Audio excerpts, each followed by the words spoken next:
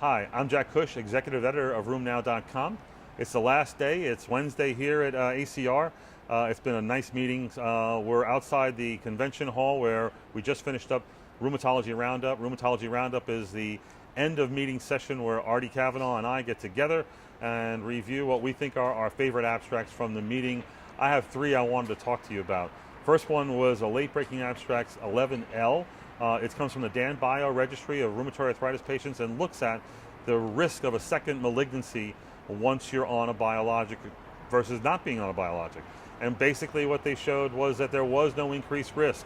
They took patients from their 13,000 patients, they found 1,600 or so who had a first malignancy, and then they examined those who were treated with a biologic versus those who weren't, and saw who developed a second malignancy. The rates were essentially the same. The odds ratios were roughly around 1 and not different, and no matter how you sliced it, it looked like there wasn't an increased risk. We need to get on board, not be afraid to treat our patients who have a history of prior malignancy and who need treatment, aggressive treatment, whether that be biologics or any other form of aggressive treatment. The second abstract is 1885 on the epidemiology of Still's disease. It comes from Mehta and colleagues in New York, where they actually looked at an inpatient hospitalized database.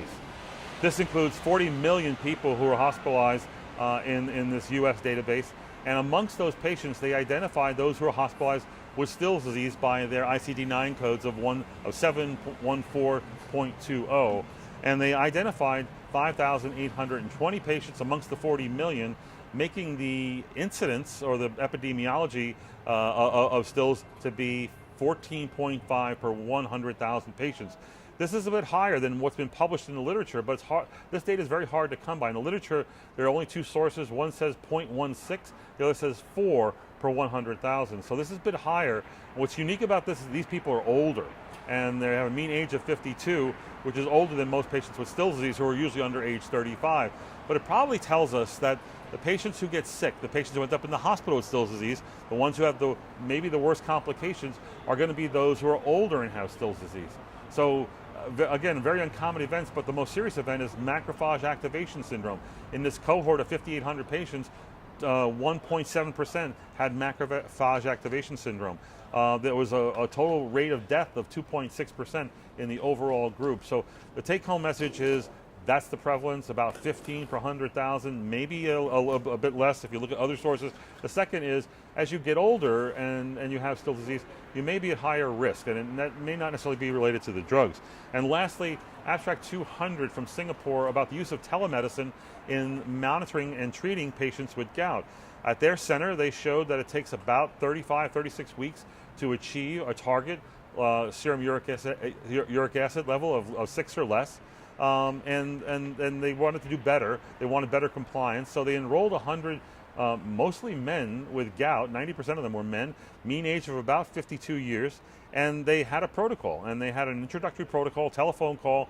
They educated them about drugs and side effects, and then they had 6 virtual medical visits with these people over the phone.